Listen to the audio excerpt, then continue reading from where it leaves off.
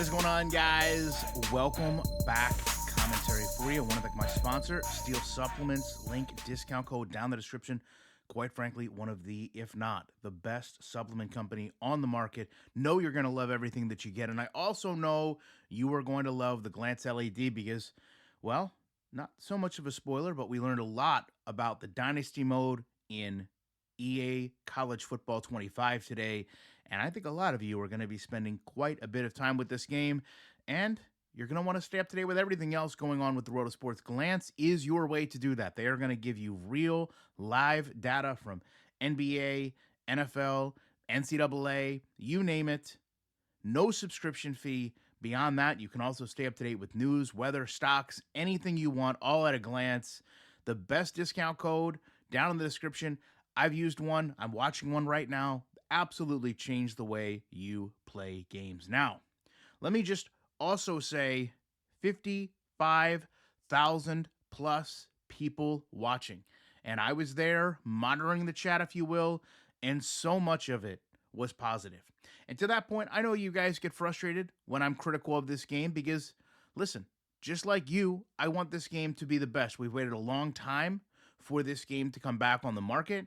We've had delays in the game itself, in the information, and honestly, a lot of times up until now, it just felt like we were constantly being let down. You know, there was this big bubble of a game that we needed to replace Madden, and when we felt like we weren't getting that, there was obviously frustration. And it does mean we have to be realistic to that point. I mean, this is an EA product, okay, and EA has been a master at overselling and under delivering. But today marked one of the biggest promotions they needed to have. This was going to be the Dynasty mode, the literal game mode that built this game, that had players want to buy this, have any interest, even though the game had not been out in 10 years. And let me just say, in what was a make or break moment that EA usually drops, they did not today. I was blown away with the depth, the dedication, the respect for the fan base, and the fact that they went out and implemented so many of the things. We've heard all the talk that, this is a different team than Madden. Well, today, I believe we saw that because you have a commitment to responding to the community. How well all this stuff is implemented, that's the big question that remains to be seen, but I want to go through some of the things we learned today. First of all, we learned 32 teams, 30 seasons is going to be the standard of your Dynasty gameplay. Now, I know for a lot of people, that's going to be more than sufficient for most gamers. I also know there's a bunch of you that wanted 50 years, unlimited years. But again, if we're keeping realistic, okay, I think 30 seasons would absolutely put you into a point of completely generic players. Does it even matter anymore? So I don't really have any issue with that 30-year cap. We also learn the 12-team playoff. Obviously, they kind of make, in my opinion, a larger deal about this in the trailer because you'll basically be playing this in the game before any real-life adaptation. So for what that's worth, I'm glad that they have it in the game. We've seen as recent as MLB The Show kind of struggle to get in current rule sets. And then, hands down, one of the most impressive things we saw was the recruiting. And of course, we see this landing page highlights your team's strengths, your team's weaknesses. So you kind of have this overview as if, if you weren't fully aware while playing the game what those were. And then we see a very, very robust scouting package. We're told that each year, 3,500 players plus. There's going to be some real life data as far as cities and hotspots that go into this. And each of these players is going to have behind them a combination of 14 categories that you need to meet to bring their desire to commit up. And this is the strategy of this game. Right? You have things like being a contender, TV time, playing time, all brought up.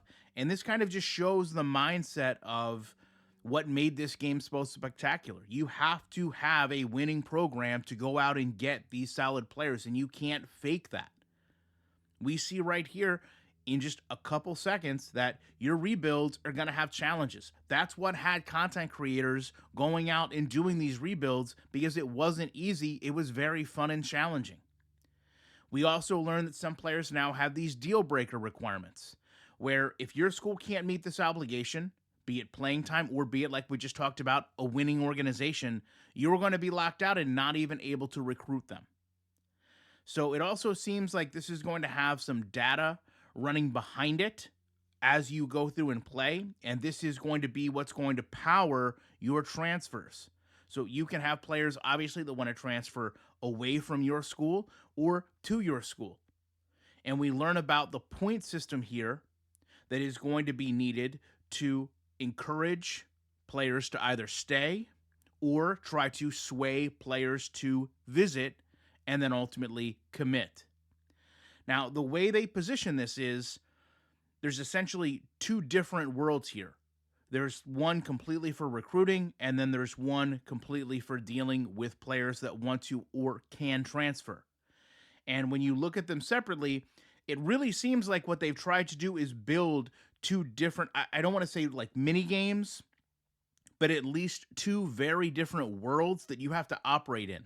So it's not all the same from your simple recruiting to your transfers. And that is very, very good. I love that that's built that way. If it wasn't, it could get very repetitive. It could get very boring. You could learn some of the nuances that can be manipulated, and those things will probably still be there that allow the game to kind of lose a little bit of its luster. So hopefully they've ironed a lot of those things out. Anybody that plays this game before knows that was a real thing that happened. So we also learn about the custom conferences. I mean, in short, this is an open sandbox. And then they close out with the coaching. Now, you have the ability to play as a head coach, an offensive or defensive coordinator, or you can also obviously walk into the role of a head coach. Now, some of these things seem kind of carried over from Madden, which we expect. But I also just want to point out, these are things that also took a very long time to get into Madden. So the game launching this way is massively promising, in my opinion. So we learn of motivator, recruiter, and tactician as the current coaching schemes.